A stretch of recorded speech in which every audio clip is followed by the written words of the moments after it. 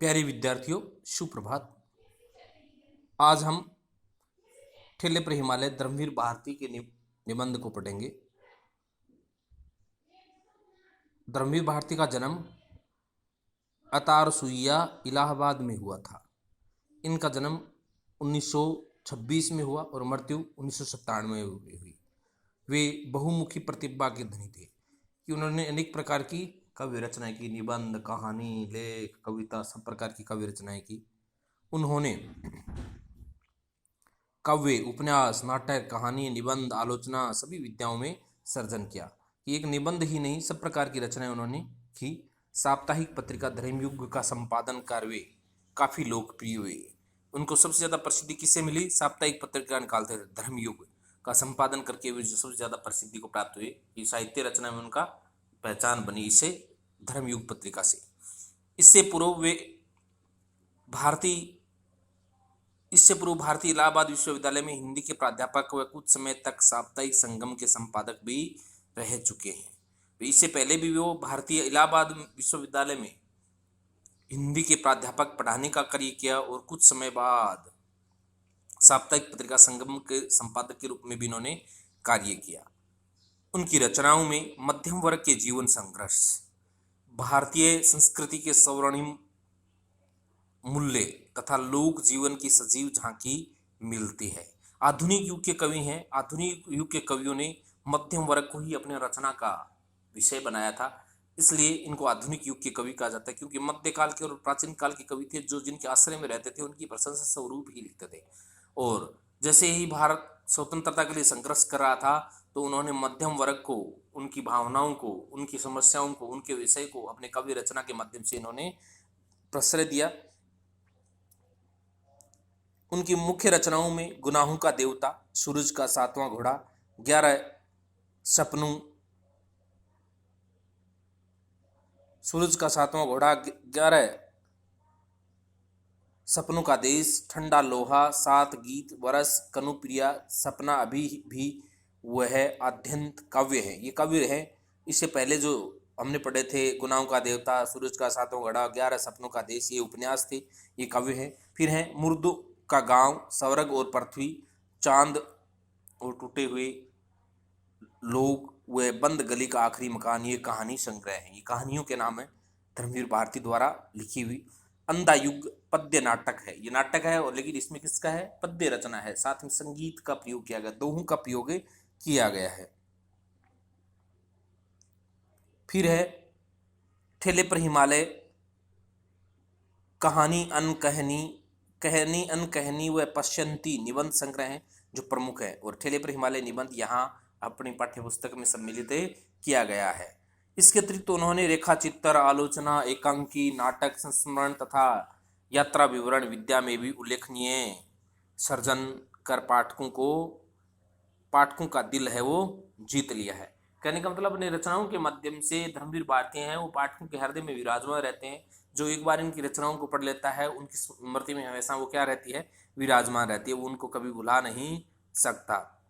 अब देखिए, प्रस्तुत निबंध है ठेले पर हिमालय में लेखक ने कोसानी के पर्वतीय क्षेत्र में हिमालय की प्राकृतिक छटा, शांति, स्तब्धता और बर्फीली चोटियों के नैसर्गिक सौंदर्य का मनोहारी वर्णन किया है। क्या होता है कि एक बार धर्मवीर भारती वो अपने मित्रों के साथ में कहाँ घूमने के लिए जाता है? हिमालय में जाता है। वहाँ किस प्रकार से बर्फ जमी हुई है, कोसानी नामक पर्वतीय क्षेत्रों में, हिमालय में कैसे बर्फ जमी हुई है, कैसी वहाँ शांति है, कैसी सुंदर बर्फीली चोटियाँ हैं। कहने का तात्पर्य यह है कि वहाँ की प्रकृति का जो सौंदर्य है उसने यहाँ इस निबंध के माध्यम से प्रस्तुत किया है। और वो किस प्रकार से किया है कि लेखक है वो कहीं बाजार में बैठा हुआ है, एक ठेले में, बैलगाड़ी में एक बर्फ की सिल्ली आती लेकर के आता है। और जैसे ही उस बर्फ की सिल्ली को वो देखता है, तो देखते ही उस हिमालय में घुमा भ्रमण किया था अपने मित्रों के साथ, उस जगह उस शांत वातावरण को, बर्फ की चोटियों को देखा था, वो सारी स्मृतियां हैं वो लेखक के मन में पुनः स्मृति में आ जाती हैं। फिर से याद आनी शुरू हो जाती हैं कि कैसे इस बर्फ को देख करके कि ये बर्फ कैसी बर्फ है, जो मैंने वहाँ की बर्फ देखी थी वो कैसी बर्फ थी। उस बर्फ के माध्यम से अपने सारे वृतांत को, अपने स्मरण को यहाँ प्रस्तुत निबंध में कर रहा है।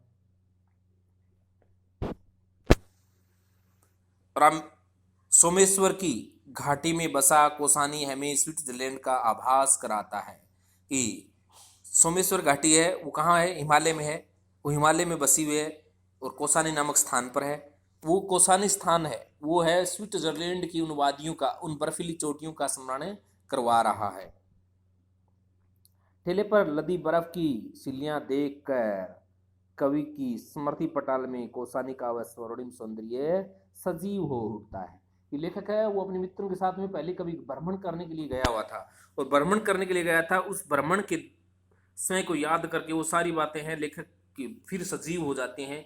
किसको देख करके, उस ठेले पर रखी हुई बर्फ को देख करके वो सारी सारी बातें हैं, वो कौसानी के स्थान, वो हिमालय के दर से, वो शांत बर्फ की चोटियां, वो सारी बातें हैं वो लेखक की स्मृति में घूमनी शुरू हो जाती हैं। जिसमें बादलों के बीच नीले आकाश की चांदनी भरी रातें, केसरमय होती घाटी की संध्या और बर्फानी दिवस मस्त साफ ताप संघर्ष और अंतर्द्वंद से मुक्त करने वाले होते हैं।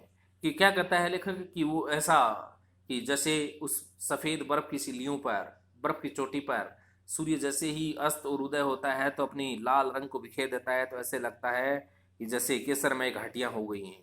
और वो बर्फ सुबह उठते थे तब वह चारों ओर बर्फ ही बर्फ दिखाई देती थी और पहले दिन कुछ नहीं होता था। ऐसी बर्फ की संध्या, बर्फानी दिवस, वो सारी बातें हैं वो लेखक के मन ही मन चलनी शुरू हो जाती है, मन में घूमनी शुरू हो जाती है, याद आनी शुरू हो जाती है। निबंध को पढ़ते हुए पाठक के चित्त में यह सौंदर्य प्रत्यक्ष भूमि मूर्तिमान हो उठता है।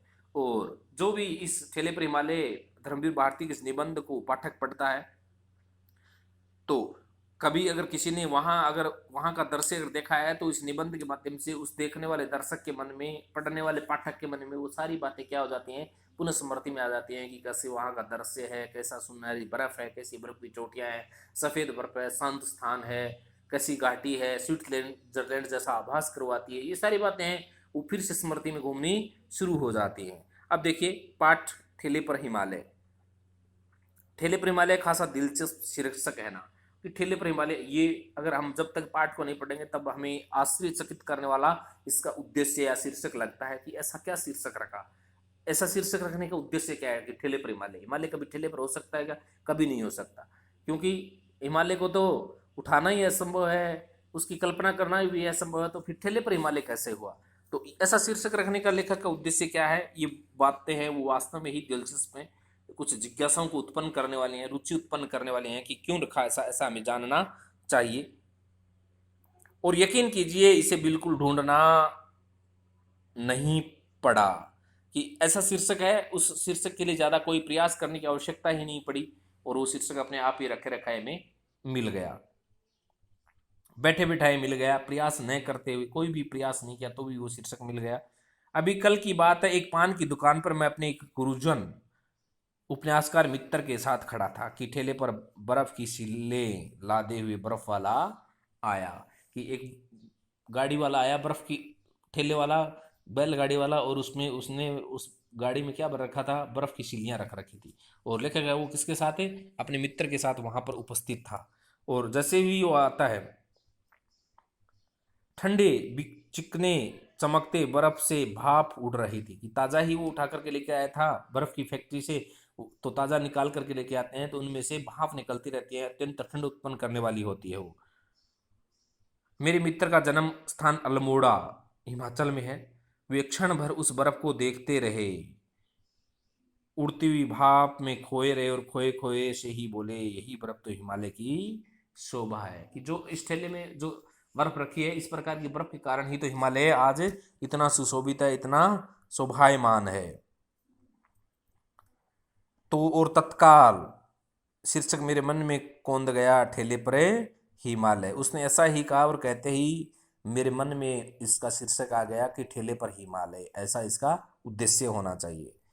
पर आपको इसलिए बता रहा हूँ कि अगर आप नए कवि हों तो भाई इसे ले जाइए और इस शीर्षक पर 200-300 पंक्तियां बेडोल बेतुकी लिख डालें, शीर्षक मौजू है। और अगर नई कविता से नाराज हों, सुललित गीतकार हों तो भी गुंजाइश है, इस बर्फ को डांटें, उतरे जाओ। कि आप अगर नई कविताएं रचना चाहते हैं तो आपके लिए अत्यंत प्रभावशाली शीर्षक है, और इस शीर्षक के माध्यम से आप ऐसा लिख सकते हैं और लिख लेना चाहिए। फिर है ऊंचे शिखर पर बंदरों की तरह क्यों चढ़े बैठे हो ओ नई नए कवियों, ठेले पर लदो पान की दुकानों पर बिको। ये तमाम बातें उसी समय मेरे मन में आई और मैंने अपने गुरुजन मित्र को बताई भी। वे हंसे भी, पर मुझे लगा कि वह बर्फ कहीं उनके मन में खरोंचे गई, कि उनके मन में कोई ना कोई जिज्ञासा, जानने की इच्छा भी हुई, लेकिन उनके मन को कहीं ना कहीं वो छू गई। और ईमान की बात यह है कि जिसने 50 मील दूर से भी बादलों के बीच नीले आकाश में हिमालय के शिखर रेखा को चांद तारों से बात करते देखा, चांदनी में उजली बर्फ को धुंधली हल्के नीले जाल में दूधिया समुद्र की तरह मचलते और जगमगाते देखा, उसके मन पर हिमालय की बर्फ एक ऐसी खरोंच छोड़ जाती है जो हर याद आने पर पीड़ा उठती है, दर्द करती है। मैं जानता हूँ क्योंकि वह बर्फ मैंने भी देखी है। कि लेखक कहता है कि जैसे ही वो मित्र उस बर्फ की सिल्ली को देख करके चिंतित होता है और उसी में खो जाता है, तब वो कहने लगता है, लेखक कहता है कि मैं इसके दर्द को समझ सकता हूँ कि जिन्होंने इतने नज़दीक से उस दृश्यों को देखा है, आसमान की दूधिया दृश्यों को देखा है, तारों को टिमटिमाते हुए देखा है, उनके लिए उनके मन में ये बर्फ है वो कुछ ना कुछ पर्सन अवश्य ही छोड़ जाते हैं। क्योंकि मैंने भी उन दृश्यों को देखा था तो मेरे मन को भी उन दृश्यों ने अत्यंत प्रभावित किया था।